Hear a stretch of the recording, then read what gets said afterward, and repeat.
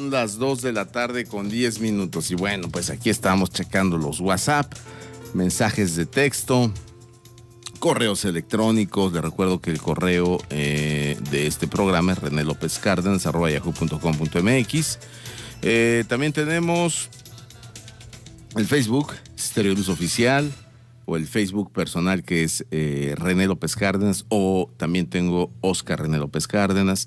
Gracias por sus mensajes. Tenemos nuestro canal de YouTube, que es Tehuacán TV, que ya llegamos casi a las 60,000 visitas. Impresionante, ¿verdad? Me da muchísimo gusto. Y bueno, por supuesto, como siempre, pues engalanamos este programa con personalidades como el licenciado Dagoberto. ¿Cómo estás? Muy bien, ¿cómo te va, René? Es un gusto, como siempre, saludarte. Y yo creo que hay muchos temas ahorita de opinión pública que podemos comentar, ¿no? Así es. Sobre todo, pues el tema de la economía. Sí. ¿Cómo percibes este cierre de año? ¿Se cumplen las expectativas de un crecimiento del 3.5%, que luego dijeron que el 2.5%, y ahora no sé cómo vayamos a cerrar, ya prácticamente en el 10º mes en el 11º mes del año? Así es, tal y como lo comentas, yo te diría que es como un crecimiento positivo. ¿De cuánto? Pues hay que esperar al cierre. Efectivamente va a oscilar entre los 2 y los 3 puntos porcentuales. Entonces, pues esa es una asignatura, yo creo que dentro de todos los pendientes que tiene el presidente de la República, pues el crecimiento económico desde luego es una de esas variables, ¿no? Y que se han hecho pues ya esfuerzos significativos, sobre todo con el tema de las reformas. Y bueno, pues no llega todavía a los bolsillos de la población, ¿no? Sigue siendo una asignatura pendiente, ¿no? Muy pendiente. Hay gente que cree que habrá gasolinazo. Uh-huh. ¿Habrá gasolinazo? Fíjate, qué bueno que comentas ese tema. Venía pensando precisamente que pudiéramos charlarlo, porque yo creo que ahorita hay una serie de confusiones en los medios, en mi apreciación personal. Uh-huh. En realidad, como punto de partida, te voy a decir que el tema de este gasolinazo surge porque hasta el 2018 se tenía presupuestado que se abriera los precios de las gasolinas al mercado. Un poquito, haz de cuenta, como el dólar, ¿no? El dólar hace años, con el famoso error de ese diciembre del 94, pues era un régimen distinto que lo mantenía cautivo, y por lo tanto, al no ser un régimen flexible, pues bueno, pues el mercado es el que dicta, digamos, las directrices del nivel que debería de tener. Lo mismo va a ocurrir ahorita con el tema de la gasolina, es decir, cuando el precio del crudo esté alto, por ejemplo, bueno, pues entonces el costo tendrá que ser mayor, ¿no? Y viceversa, cuando baje el precio del crudo, pues de alguna manera va a repercutir ese asunto. Entonces, lo que está haciendo de alguna manera el gobierno es ya abrir al mercado esta situación de la gasolina. La opinión pública ha hablado de gasolinazo porque efectivamente, dependiendo del precio del crudo, pudiera repercutirnos, y por ahí algunos medios que he visto pudiera llegar sí, va a haber un tope, no va a estar totalmente al descubierto, ¿no? Pero para que te des una idea del precio ahorita, en términos máximos, equivaldría más o menos a 4.58 pesos adicionales. Vaya. Pues es lo que nos debe preocupar es eso, ¿no? O sea, cuando suba, ¿a qué nivel esperaríamos que llegue? Cuando baje, bueno, pues lo que baje es ganancia. Pero no se supone que dentro de la reforma energética era eliminar el precio ya permanente y constante del incremento a la gasolina? Sí, por un lado, eso sería factible en la medida que se tengan los costos de producción también más accesibles. Uh-huh. Y para eso se necesita la famosa inversión. Es decir, parte de la reforma energética tiene que ver con eso. En la medida que haya inversión que nos permita apostarle a una mejor eficiencia en el costo de producción, vas a lograr ese propósito. Lo que está aquí en juego es el impuesto, mi querido Ronnie. El impuesto que se cobra a las gasolinas por la vía que se conoce es un impuesto especial de productos y servicios, IEPS. Y ese impuesto, la diferencia que va a tener, hasta donde yo tengo conocimiento, es que antes se ponía de manera variable al precio de las gasolinas para lograr mantenerlo fijo, al final de cuentas, al precio del público. Ahorita, lo que yo tengo entendido es que esa base va a cambiar. Se va a convertir en un precio fijo, es decir, un impuesto fijo que te va a dar ahora al revés, como consecuencia, tener un precio al público variable. Y entonces va a estar sujeto al vaivén del mercado. Ahora, entonces, para que quede claro a los ciudadanos, ¿va a subir el precio de la gasolina en enero? Puede subir. Puede. No, pero no se sabe. Pero no se sabe, exacto. ¿Por qué digo puede? Porque va a depender del precio de mercado del crudo. Ahorita, pues en el caso por de qué la hacer lo que dependa de eso bueno, las condiciones del país no están como para que esté subiendo la gasolina, ni mucho menos después de cómo nos ha ido este año, que ha sido un año bastante malo, creo yo, ¿no? Así en es. la economía. Mira, yo creo que lo primero que te debo de comentar y al público en general es que durante muchos años este tema del precio de la gasolina ha estado subsidiado. ¿Eso qué quiere decir? Que realmente no hemos pagado en el país durante mucho tiempo el precio real de lo que vale el litro de gasolina al público. Ahora, tenemos un problema aquí complicado. Si lo llevamos a estándares internacionales, el problema en México es delicado o ha sido costoso por el mismo sistema de producción. Es decir, tenemos un sistema de producción que no nos permite abaratar costos y por eso tenemos que llegar al famoso tema del subsidio. Entonces, el día que esto nos permita tener una industria petrolera, sobre todo en términos de transformación, con un costo que realmente reduzca el proceso productivo, pues entonces sí lo vamos a ver con un beneficio mayor. Hoy por hoy, ahorita lo que está, digamos, lo que acaban de soltar, así como pan caliente, es ese famoso impuesto.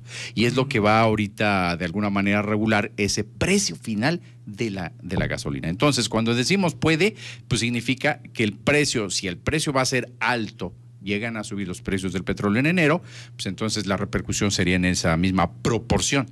Si ahora, bajan los precios... ¿qué posibilidades ves? Porque realmente el petróleo no ha subido. Ahora, si sube el petróleo, le conviene a México también, por otro lado, ¿no? Así es, por otro lado, exactamente, esto tiene una doble jugada, ¿no? Así es. Por el lado del precio del crudo como tal, en la medida que suba ese precio, Pemex recibe mayor recaudación, que finalmente es hoy por hoy la empresa que más paga impuestos o la única empresa que paga un impuesto por arriba de cualquier otra, ¿no?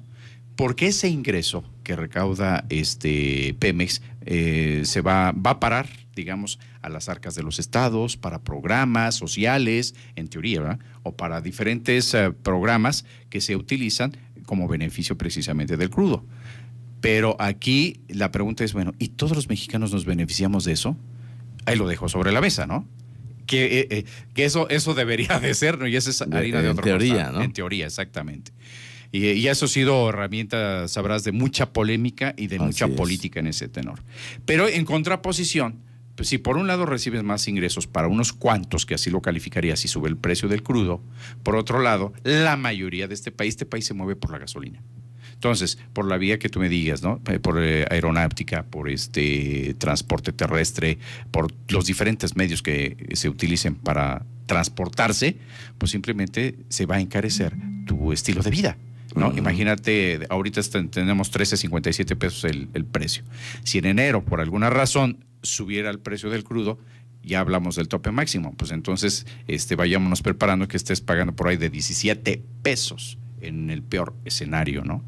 ¿Y en el mejor escenario? En el mejor escenario podría bajar, exactamente, podría haber periodos entonces donde te encuentres que la gasolina esa mañana esté a lo mejor por abajo de los 10 pesos, ¿no? Entonces, ¿qué va a suceder? Pues va a estar... Estoy hablando ahorita que comenté una flexibilidad muy amplia, baje, ¿no? El precio de la gasolina es rarísimo, ¿no? Así es. Yo no sé qué hacen los gobiernos, pero finalmente no baja nada. Así es. Y no va a bajar, más allá de cierto nivel, por lo mismo porque tienes el tope del costo de producción.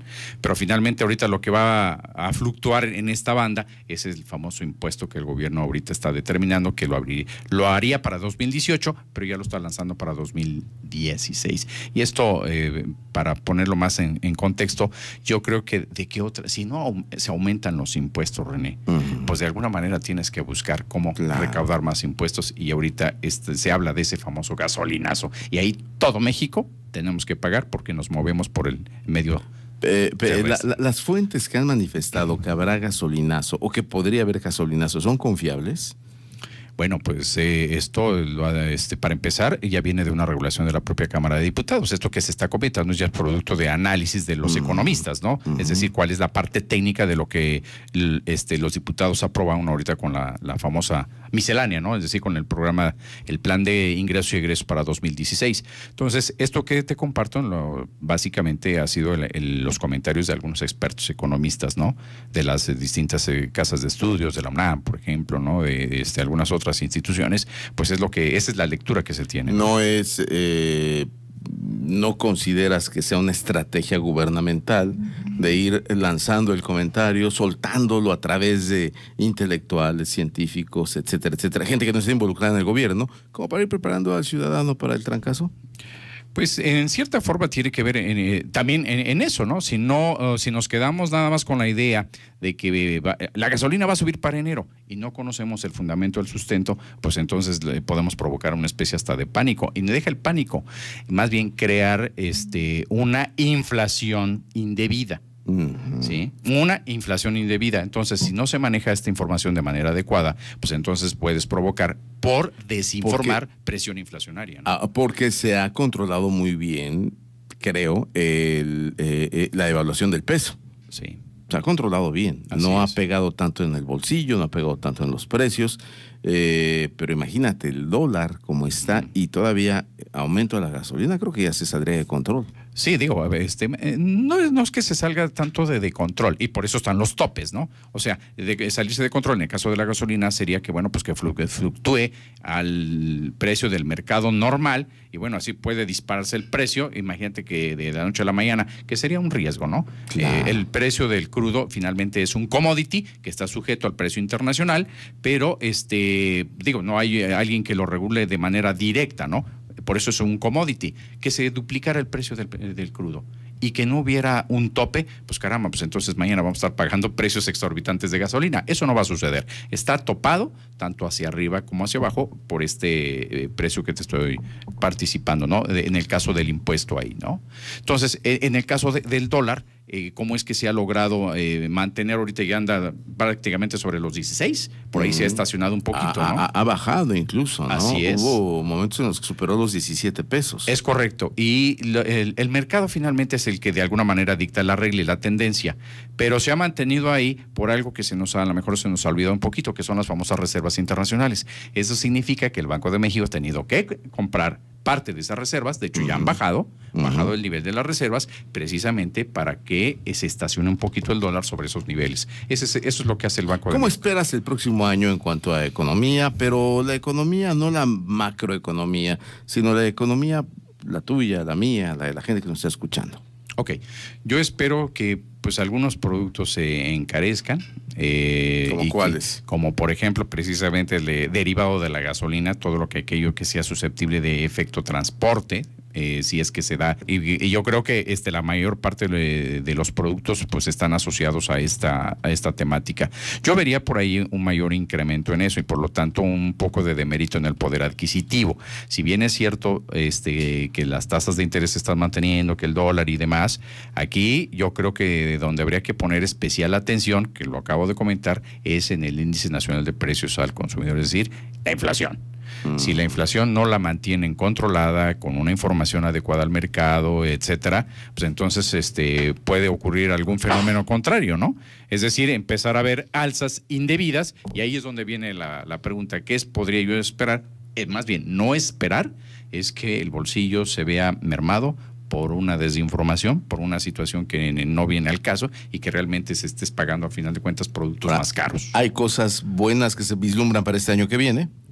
Bueno, pues entre otras, pues yo creo que ahorita todo lo que se ha permeado del tema de las reformas, si lo vemos estrictamente desde el punto de vista económico, yo esperaría ya un mayor crecimiento. Es decir, las reformas van a manifestar su efecto. Sí.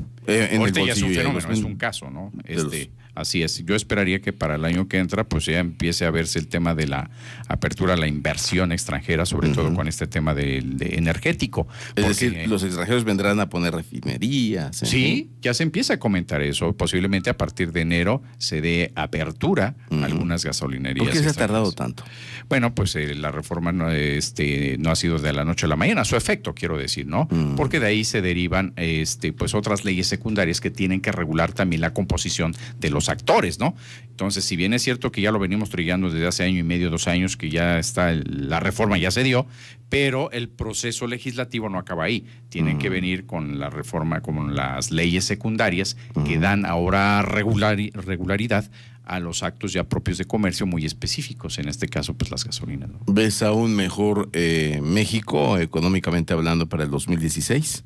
yo esperaría que sí, que esta tendencia que en los 3 años de gobierno que lleva el presidente empiece a revertirse un poquito, es decir, lo que perdió en terreno en términos de crecimiento económico, la segunda parte de su mandato pueda empezar a repuntar un poquito. Eso es lo que yo esperaría, fíjate.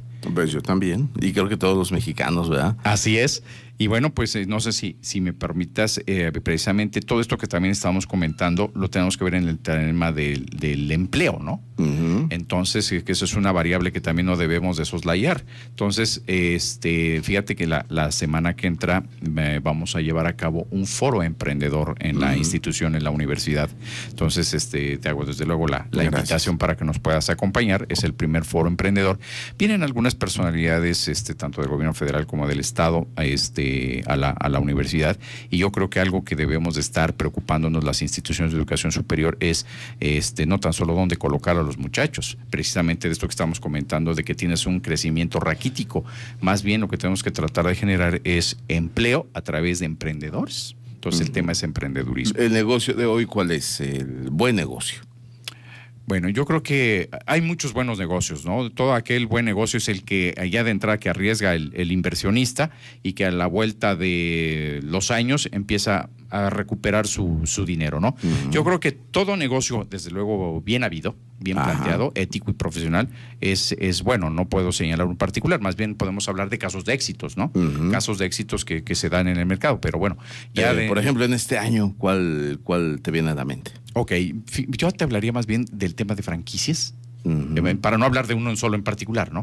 Porque podría ser una excepción a la regla, que le haya ido bien, ¿no? Que se abre otra vez Burger Boy, por cierto, ¿no? Algo así, ¿no? Te has de acordar, yo no me acuerdo, yo todavía no nacía, pero tú estás... No. Sí. El tema de las franquicias se me hace interesante porque dentro de lo que es el esquema de cómo manejar un negocio, como ya está aprobado, lo que tiene, digamos, ahora es pues un proceso que está documentado y que permite la réplica a través de alguien que quiera emprender. Entonces, una recomendación está por ahí, ¿no?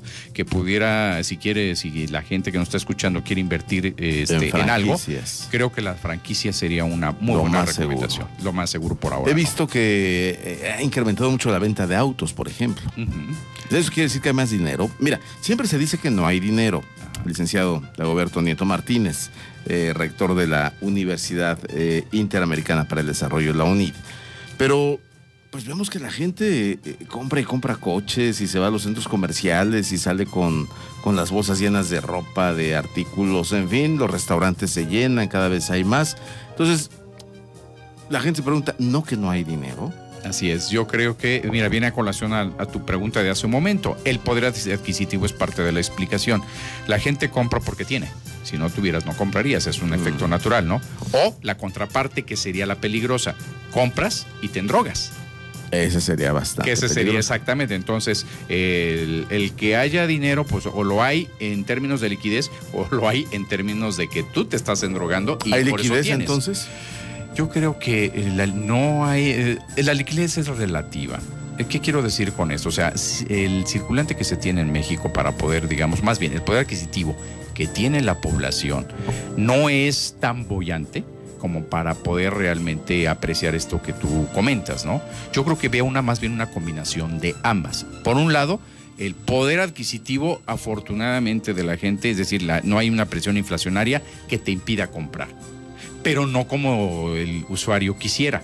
Pero también lo complementas con crédito. Entonces, entre la combinación de poder de compra y financiamiento, es decir, que te endrogas, por ahí viene entonces el por qué los negocios. Ya viene el Buen Fin. Viene ándale. Viene Navidad. Y la gente va a comprar, ¿no? Yo no sé cómo, pero la gente, tú te vas y hay altares por todos lados, ofrendas, en fin, en esta época de Días de Muertos. Dagoberto, por último, aquí nos preguntan vía Facebook, nos dice una chica que está haciendo un estudio en cuanto a, comparativamente con la economía colombiana, por ejemplo, con la economía costarricense, con la economía brasileña y argentina, e incluso la chilena, ¿cómo se encuentra México? Bueno, sobre todo con la economía brasileña que tú comentabas, estamos por abajito de ellos. Ellos tienen una mejor posición que nosotros. Sí, hasta donde yo recuerdo de lo último que leí al respecto, estamos sí mejor que Costa Rica. y si me atrevería a decir que incluso que Colombia, ¿no? Países como Brasil, Chile llegan a tener mejores posiciones que nosotros. Argentina a lo mejor no tanto. Entonces finalmente son economías latinoamericanas y con las cuales sí somos susceptibles de alguna manera de compararnos. Entonces yo creo que somos una economía que estaría mejor que estas que comenté, a excepción de Chile y de Brasil, ¿no? Ahora, por último, porque el tiempo se nos va bien rápido, yo tengo muchas cosas que preguntarte. Eres especialista en economía, en finanzas.